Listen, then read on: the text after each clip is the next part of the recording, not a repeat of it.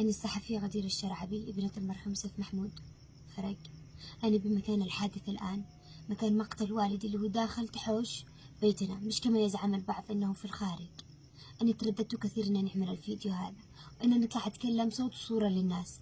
توقعت أنه صوت صياحنا وأنه منشوراتي تكون كفيلة أنها يتم القبض على وليد في اليوم التالي، لكن إحنا اليوم الرابع والآن لم يتم القبض على وليد.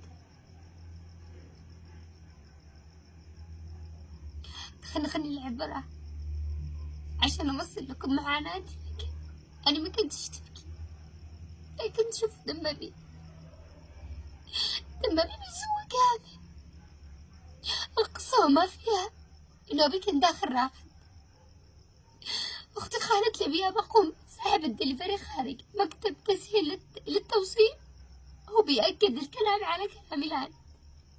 قالت لي يابا مكتب التوصيل خارج، للعلم إنه قبل ما أختي تخيم بيجتمعنا صوت رصاص، وإحنا متعودين بالحارة نسمع صوت رصاص دائما، لأن الحارة مليانة مسلحين، مليانة ناس مخزنين كذا بالمختصر المفيد. أبي يفك الباب يكتشف إنه وليد وأصحابهم اللي دقوا الباب، يقولوا له من رمي الرصاص. أبي يقول لهم أنتم اللي رميتم الرصاص، ليش جالس أنت في القوع الجهال؟ ليش تروعوا النساء؟ ترموا الرصاص ليش؟ أنا ما فيش معي سلاح عشان أرمي معاكم. من كلمة لكلمة قاموا هتكوا عرضه، سبوا له يعني بكلمات أنا أستحي إنني أطلع أتكلم فيه قدامكم، أستحي إني أطلع أتكلم فيه قدامكم.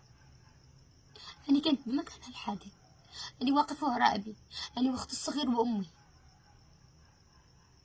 وليد قبل ما قبل الباب، وليد كان يشتي يقتل بما كانش يشتي يدافع، كما يقال إنه يشتي يدافع عن نفسه.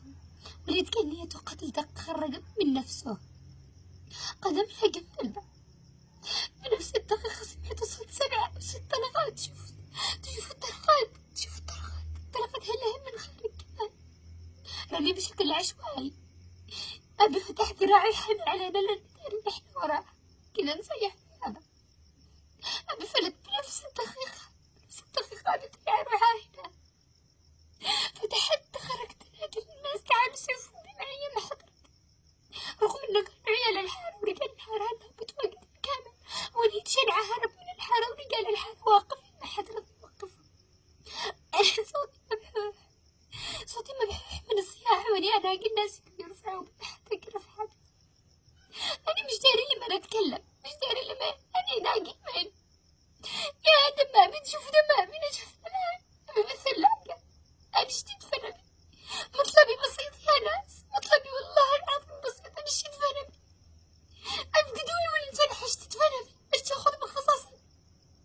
أبي إحنا عائلة بسيطة، لا إحنا حق سياسي ولا إحنا حق سلاح ولا إحنا حق دينكم ولا شي يسألوا علينا. أبي شخص ملتزم بالمسجد، أبي شخص ملتزم بالمسجد ميادي شحن. أبي عمره ما قال لحد لا خالد أبي يوقف مع الجميع، ما رضيش أحد يوقف معاه، ما رضيش أحد يتحمل. أبي طلع أروح هنا بنات حولنا كلنا نصيح، ما حد رضي يدخل سحفتنا المستشفى ورجعت الحارة حتى ما مسكهاش ولد شنعة خالص. مطلبي بسيط يا ناس، مطلبي بسيط، حق من حقوقي داخل الدولة هذه. اشتي حق أبي قتل بين بناته، ما فيش محل رجال. أبي بقتل بين بناته يا ناس اعتبروني أختكم، القيادة داخل التحس اعتبروني بنتكم، رئيس الجمهورية رشيد العلي معتبرني بنتك. أنا مش قادر أنام، أنا الأربعين أنا ماني مش قادر أنام يا ناس، مش قادر أنام. أبي دخلت في الثلاجة، أنا اشتي تفرمي نسحب اللي نشتي يا ناس وبدولي ولا اشتي تفرمي.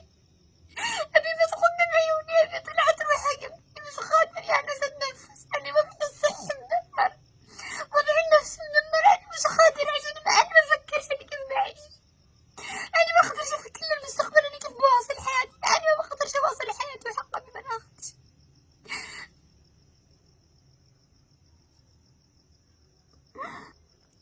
احنا بدينا بالقانون من قبل وقوع الحادث، واحنا بدينا بالقانون لوقت وقوع الحادث وإلى الوقت الحالي احنا نمشي بالقانون. أبي اشتكي مرة ومرتين و10 ما حصلش حد ينصفه.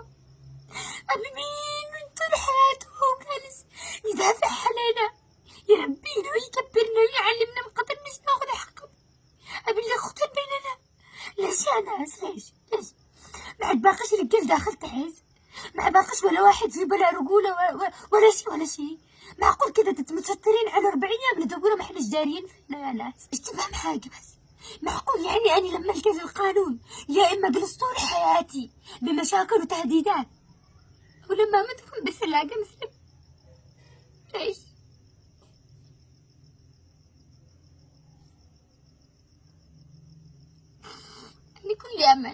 أنا كل أمل بفخامة الرئيس رشاد العلي بيدعو الثامن تحس وقدوا لي برا